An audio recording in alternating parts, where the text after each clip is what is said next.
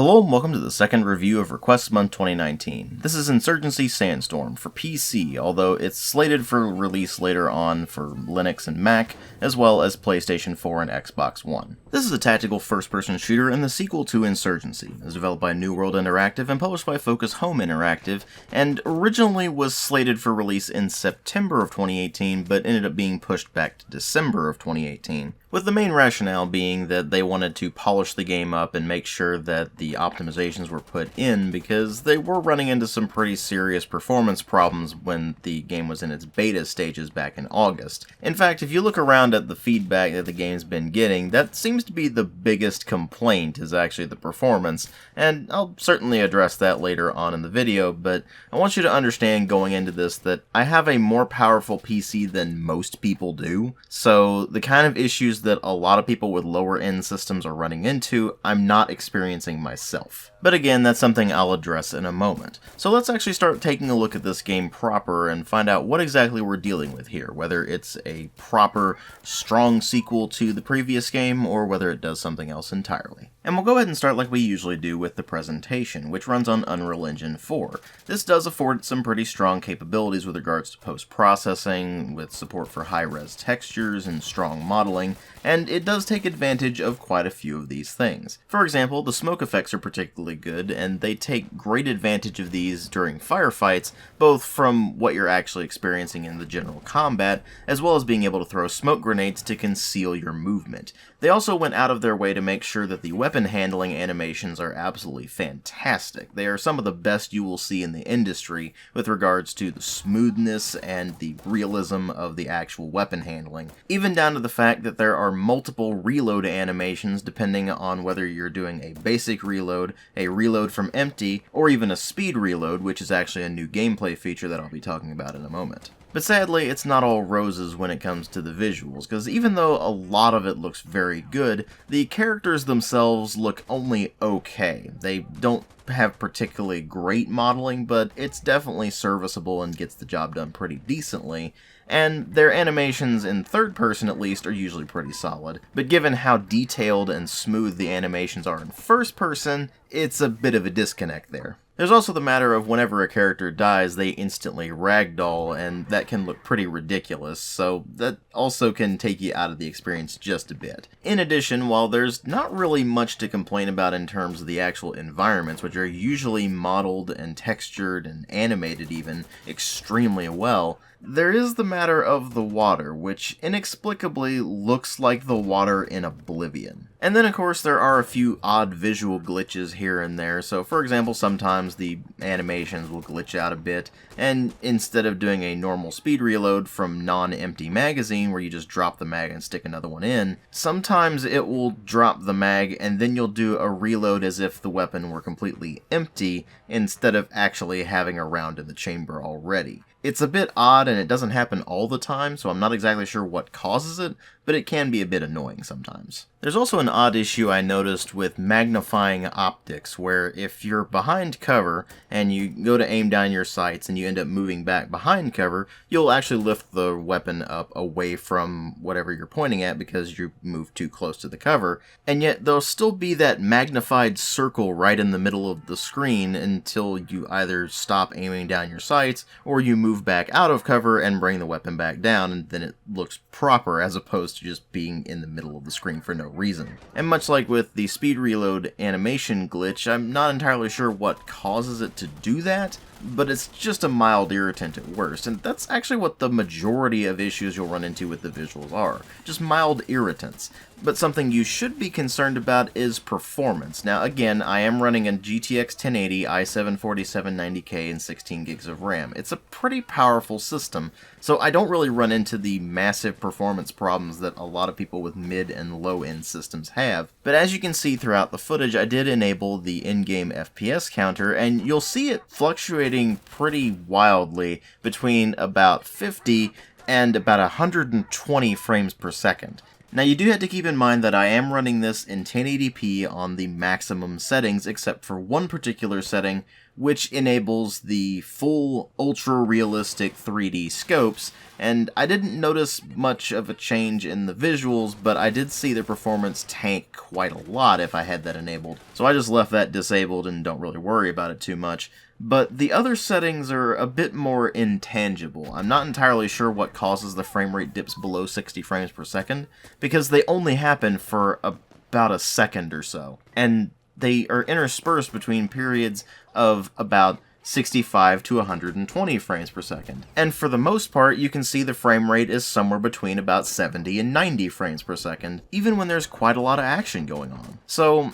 they definitely need to perform some more optimizations, but I'm not entirely sure what they need to optimize to make sure that the frame rate stays consistent. Because as far as I can tell, the frame rate dips seem pretty random. Now, I should also mention that the performance drops have never been significant enough for me to warrant actually changing the graphics settings, because again, the dips below 60 only happen for about a second or so, and then it stabilizes again. So your mileage may vary depending on what kind of hardware you're running and what settings you're running the game on, but it is definitely still an issue. But I can say for certain that having played the beta back in August before they decided to push the release date back to December, the performance has dramatically improved since the beta. Because during beta, I was seeing a lot more frame rate drops than what I see now, and they were far more significant. So it's definitely improving, it's not quite all there yet. And now that we've addressed all the visuals and performance issues, let's go ahead and talk about the audio, which generally is very solid. It's got some nice punchy weapon effects,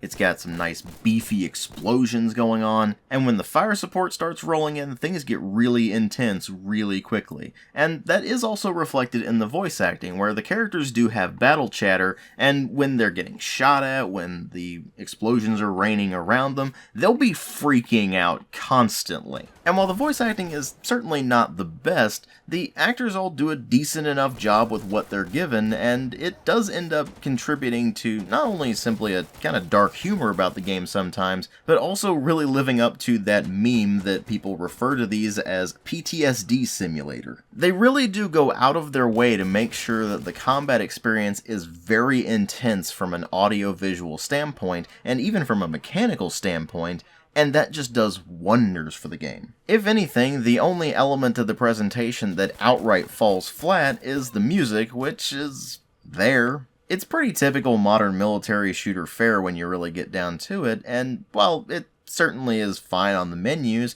you don't really notice it in-game except for on certain very specific circumstances, and even then it tends to fade into the background under the hail of gunfire and explosions. But the rest of the presentation definitely makes up for that, although again, the performance issues are definitely a concern. But of course what really matters here is the gameplay, because there is no story beyond the very basic setup of you either take on the role of one faction or another in a fictional Middle Eastern conflict. And while there is sort of a single-player mode, it's limited to a single tutorial mission that gives you the basics on how to play the game, as well as an offline version of the co-op mode, which just replaces the other players with bots. So obviously the real meat of the game is in its multiplayer, and to that end you have 3 different modes of play. The first of them is the co-op mode, where you, as well as a group of other players, go up against the AI in a series of objectives which involve either capturing points,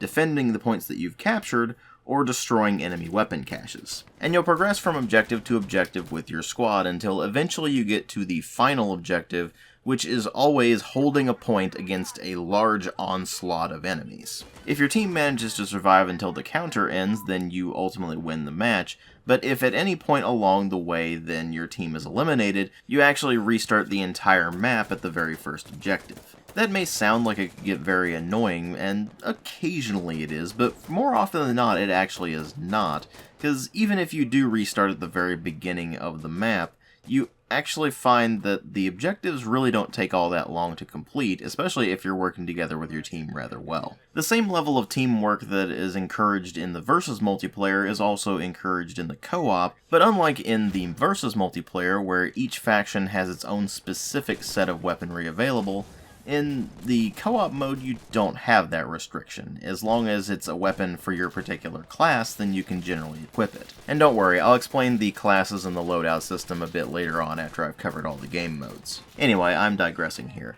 In the co-op mode, you're all playing against the AI as opposed to playing against other players like you do in the versus mode. So how does that actually impact the gameplay? Well, the bot AI is interesting in that it's not particularly smart, but it is capable of using all of the different abilities available to the different classes that it can equip, and while sometimes the AI can't hit the broadside of a barn, other times they are pinpoint accurate from across the map. So even though sometimes the AI does behave in incredibly dumb manners, it is still capable enough that you still need to play carefully as opposed to just running in guns blazing all the time. Not to mention the fact that the enemy bots actually vastly outnumber the players, so you're still going to have to be careful regardless or you'll get overwhelmed pretty quickly. The end result there is a pretty dynamic co-op mode that can be very intense at times and is really good at capturing the general feel of Insurgency Sandstorm that you also get in the versus multiplayer,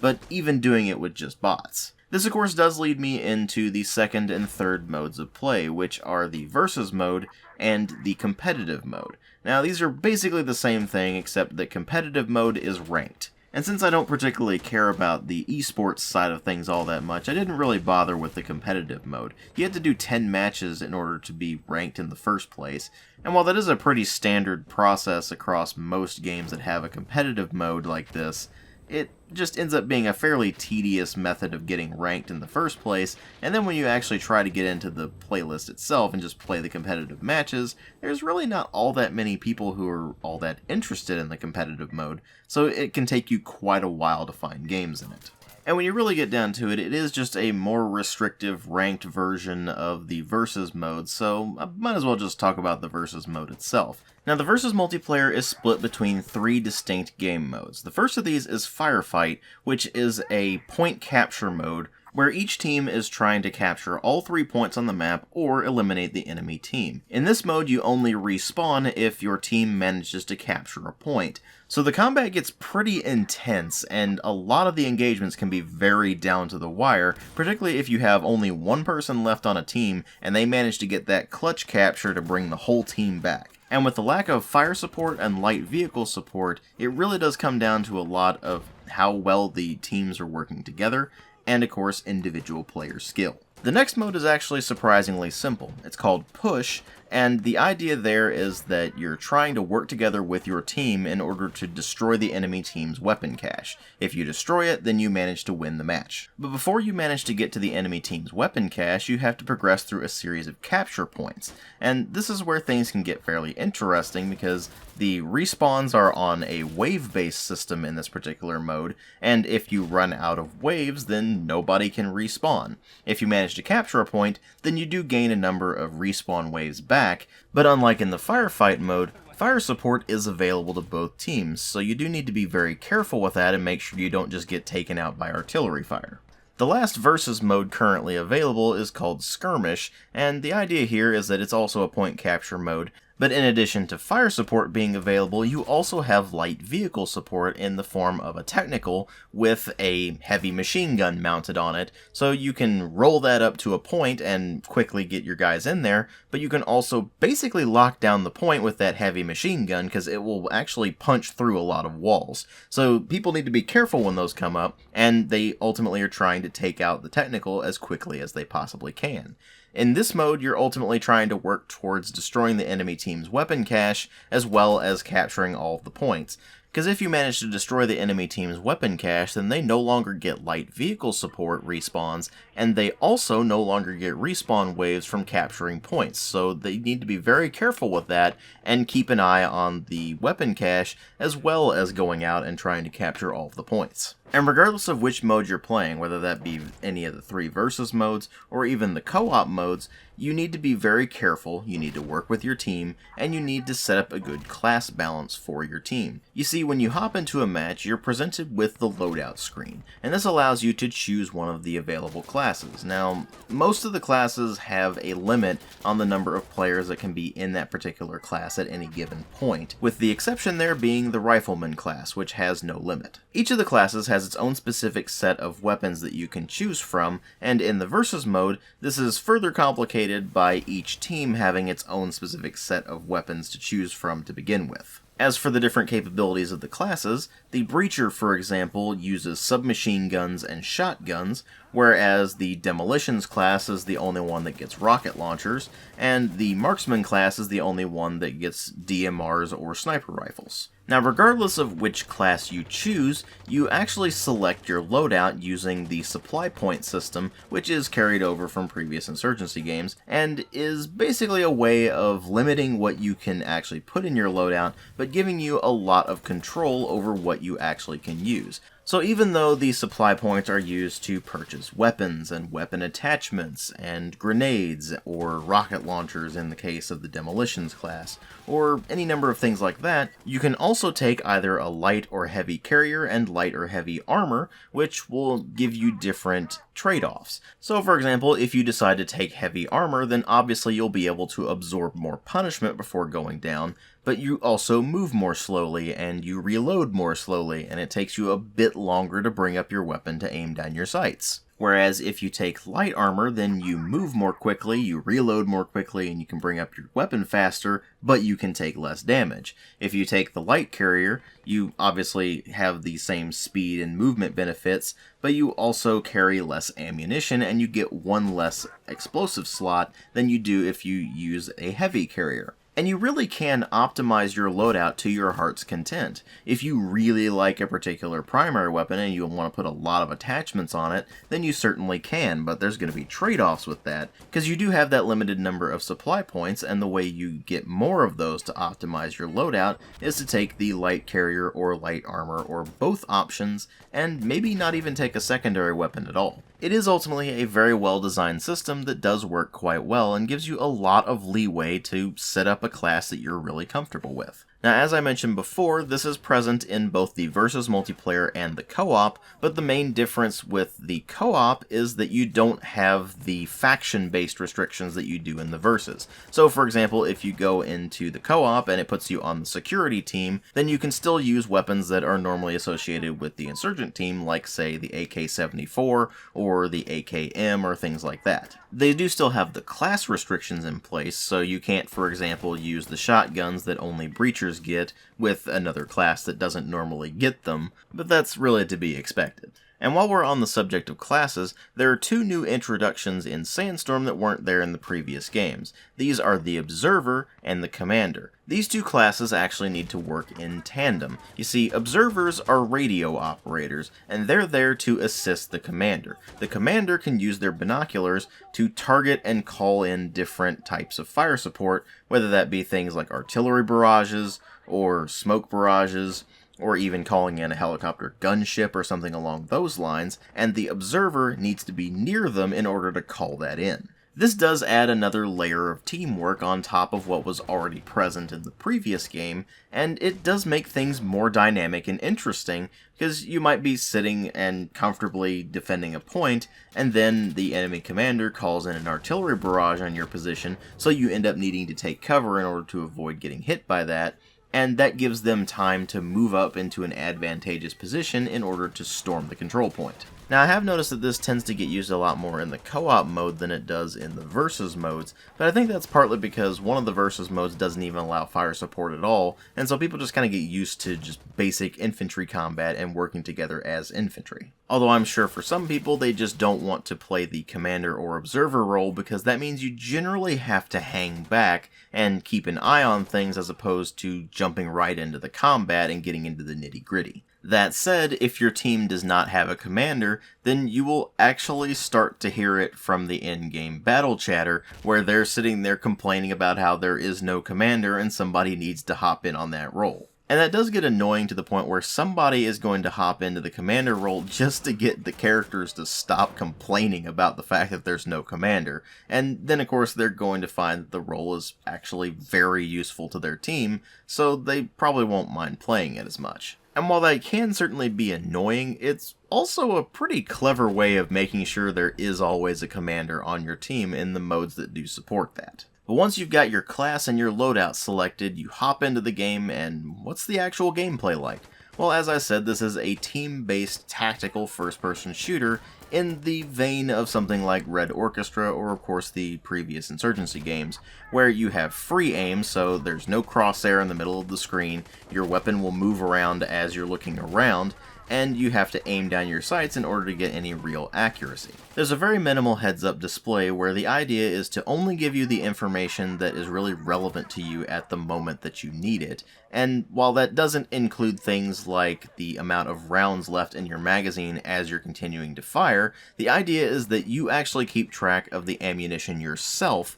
and if you lose track, then you can always hold the reload button in order to do a quick ammo check, and that will show you how many magazines you have remaining, and the rough approximation of how much ammunition you have left in your current magazine. You see, unlike most first-person shooters, you don't have a precise ammunition count, and you don't have simply a number of rounds in reserve that you can reload from. You have individual magazines, each with their own capacities, and if you reload and you haven't emptied that particular magazine, then depending on how you reload, you will either retain that magazine for later use, or you'll just drop it. And the way that works is, if it's an empty magazine, you automatically just drop it. If it's a non-empty magazine, then you have the option of either performing a standard reload or a speed reload. If you do a standard reload, the magazine is retained. Speed reload, you drop the magazine and quickly switch to another one. The idea there is that you have the option of, if your magazine is really low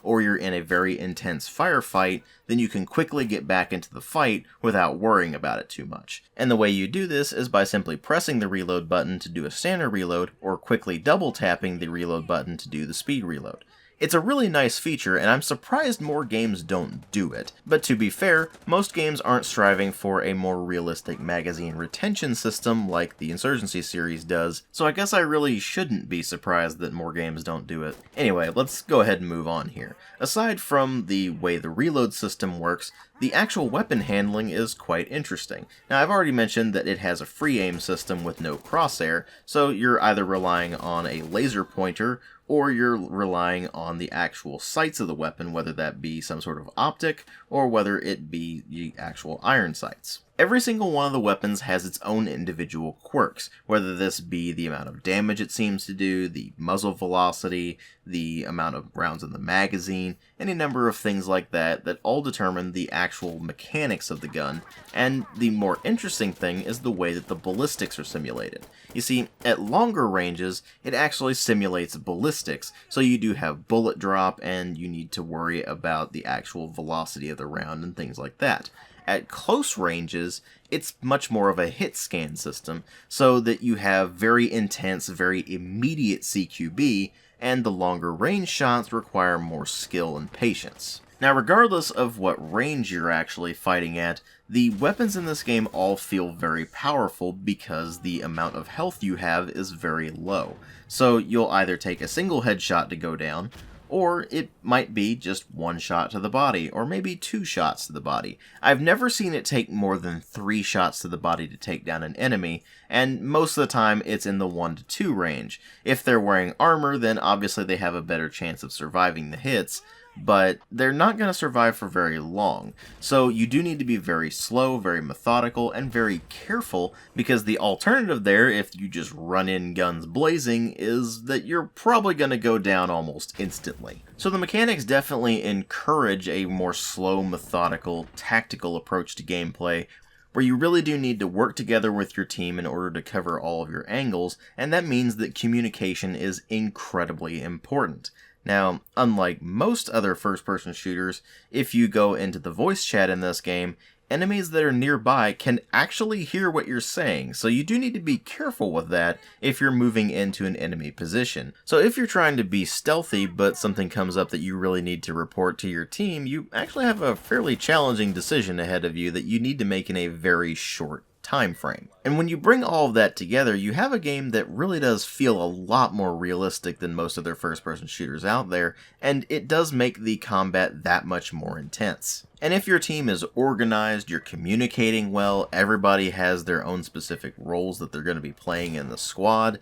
and they're playing those roles well, then it is an absolute joy to play. And while a lot of that has its basis in previous Insurgency games, they even introduced some other new features. I've already mentioned a couple of them, but there's even things like being able to kick down doors, or if you're running, then you'll be able to charge through a door, and if you kick down a door and an enemy is right in front of that door, then it will actually instantly kill them, which is always hilarious. And with the introduction of the light vehicle support as well as the fire support, you have so many more tactical options available to you in order to complete your objectives, and that does ultimately make it a much better game than its predecessors. But it's definitely not perfect. The biggest, most glaring issue is, of course, the performance problems, which do ultimately make the game a fairly inconsistent experience. The second biggest problem is the community, because even though most people playing this are very much willing to work together as a team, that doesn't necessarily work all the time if you hop into a server and everybody is just trying to spout memes or is just kind of goofing around,